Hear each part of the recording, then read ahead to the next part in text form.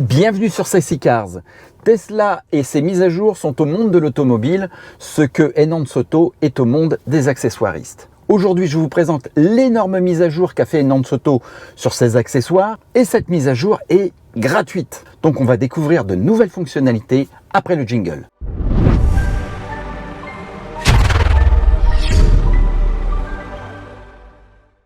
Comme je l'ai indiqué, c'est une mise à jour, donc il faut mettre votre application Sexy Buttons à jour, ainsi que le firmware de votre commandeur, ou de votre commandeur. On va d'abord s'intéresser aux fonctionnalités de l'application. Alors là, je suis dans Phantom, dans la modèle 3. On va s'intéresser aux boutons, donc je clique sur Buttons.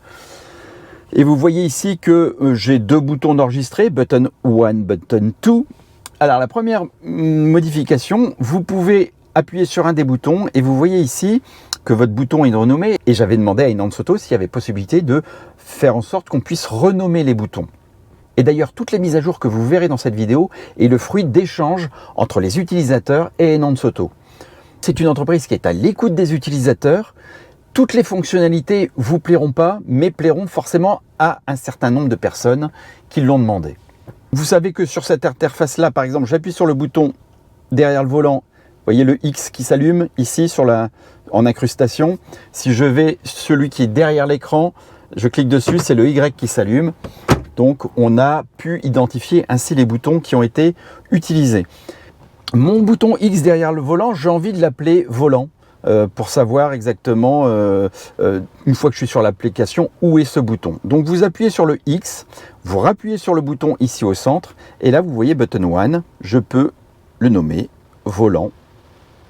Et vous avez même la possibilité de changer, vous voyez ici les lettres. Moi je vais le laisser en X parce que c'est un X. Je fais terminer, sauver. Alors là j'ai un petit bug. Je vous rappelle que j'ai une version bêta, c'est pas la version que vous allez pouvoir télécharger aujourd'hui. C'est une version bêta qui est parfois un petit peu buggée. Mais malgré tout, vous voyez que le volant, le bouton a été renommé en volant. Donc ça c'est la première chose. On va passer à celui par exemple de la boîte à gants. Je vais l'appeler. Alors vous ne pouvez pas mettre trop de caractères. Boîte à gants, si boîte à gants ça passe. Un Y, si je mets un S, je ne suis pas sûr qu'il garde. Vous voyez, il ne change pas la lettre. Hein. Donc là encore c'est buggé. Moi j'ai pas de raison de changer la lettre. C'est bien Y, c'est marqué boîte à gants. Donc là j'ai mes deux boutons, volant et boîte à gants. Ils sont identifiés. Deuxième nouveauté, et ça aussi ça a été plébiscité par beaucoup de monde, c'est l'ajout d'une fonctionnalité dans les boutons. Donc on va aller dans les boutons, ici j'ai volant par exemple, je vais rajouter une action, vous voyez Single Press Action, je rajoute une action et je peux maintenant, vous voyez ici, Seat Adjustment, je peux régler grâce à mon bouton l'avancée et le recul en fait de mon siège, enfin des deux sièges. Alors non seulement vous allez pouvoir régler l'avancée ou le recul, mais également l'inclinaison. Alors vous allez me dire, ça ne sert pas à grand chose puisque moi j'ai les boutons sur le côté. Alors effectivement pour le siège conducteur, il n'y a pas d'intérêt puisque j'ai les commandes directement ici en bas. Par contre pour les taxis ou VTC par exemple, vous allez pouvoir depuis vos Sexy Buttons contrôler le siège et au lieu de vous pencher et de bouger les boutons qui sont sur la droite du siège passager, eh bien, vous allez pouvoir le manipuler grâce aux Sexy Buttons ou grâce à votre application, car vous pouvez, vous le savez, ajouter comme je vois ici, ici par exemple, j'appuie sur plus, je fais action, je vais sur Seat Adjustment, donc on est à droite, donc je vais régler le siège de droite en avant, Save Action, et je vais aller dans rajouter une action sur right backward. Donc voilà, là j'ai mes deux boutons qui sont réglés. Donc voilà, j'ai configuré les deux boutons avant et arrière. Je peux cliquer dessus. Il y a eu un petit temps de réaction. Vous voyez qu'il avance. Si je veux l'arrêter, je rappuie dessus et ça l'arrête. Je recommence vers l'arrière. Il recule, je rappuie dessus pour l'arrêter.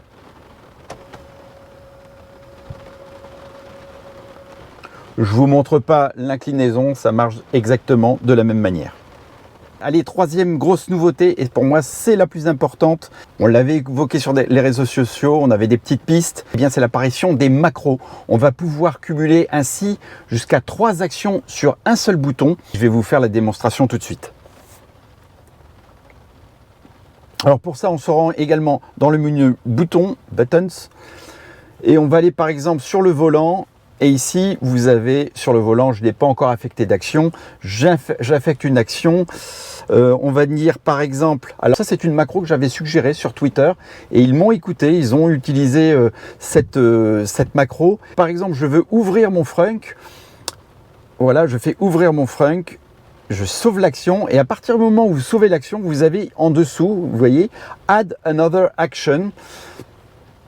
Donc je vais rajouter une deuxième action. Sachez que les macros ne fonctionnent que sur le simple clic. Sur l'appui long, c'est pas la peine, ça ne fonctionnera pas. Donc là, on va faire ouvrir la portière du conducteur avant. Je sauve l'action. Et puis en troisième action, je vais faire mise en charge, port de charge. Voilà, donc cette macro-là, pour moi, je l'utiliserai pour des bornes qui ne sont pas équipées de cordon, enfin de câbles. Par cette action, je vais, en appuyant sur le bouton X, ouvrir le frunk, ouvrir ma porte et ouvrir le port de charge.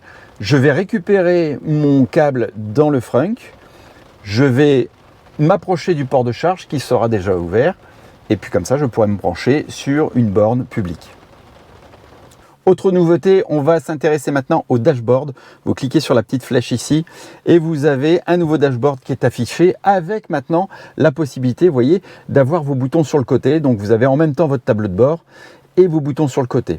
Quand vous cliquez sur l'écran et vous appuyez sur réglage, vous avez la possibilité également d'avoir plusieurs visuels. Alors soit l'ancien, vous pouvez rester avec l'ancien avec toutes les données sur le côté, mais dans ce cas-là, vous n'aurez plus les boutons. Ou soit, si je reclique sur réglage ici, je peux accéder au nouveau tableau de bord avec ici la régénération, la puissance développée par les moteurs et puis la vitesse et puis le kilométrage. Est-ce que je peux? Non, je ne peux pas mettre en pourcentage. Voilà. Vous avez également ici des presets différents. Si vous voulez plus de statistiques, alors ici, ce qu'on a choisi, c'est avec les boutons sur la droite, vous voyez, mais vous avez la possibilité d'avoir un autre écran avec plus de statistiques, comme ici.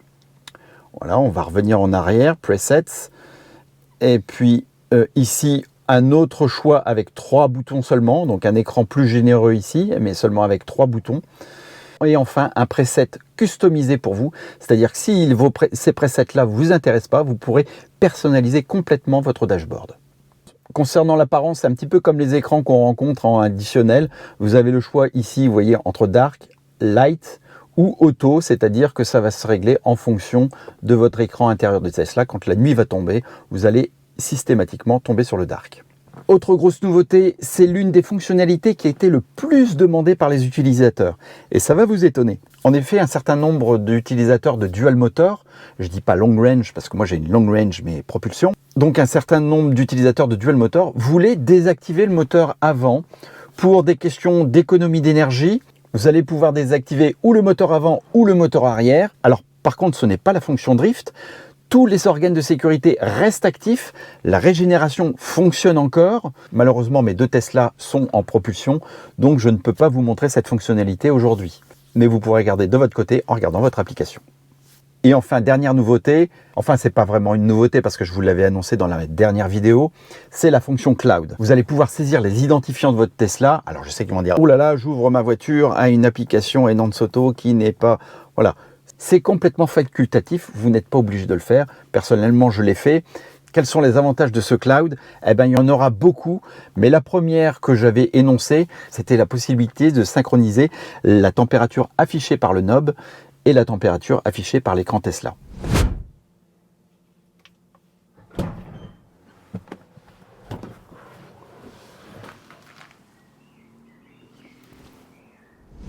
Et vous, quelle est la nouveauté que vous préférez dans cette mise à jour? Je vous laisse me le mettre en commentaire. Et je vous laisse mettre aussi si vous avez des idées de macros sur 2 ou 3 actions qui pourraient nous être utiles à tous, à toute la communauté, et des macros auxquels on n'aurait pas pensé. Et peut-être que cette mise à jour vous a décidé enfin d'acheter ces Sexy Buttons. Justement, si vous n'avez pas de Sexy Buttons, le code TeslaSteph vous donnera 10% de réduction sur le site denanceauto.com.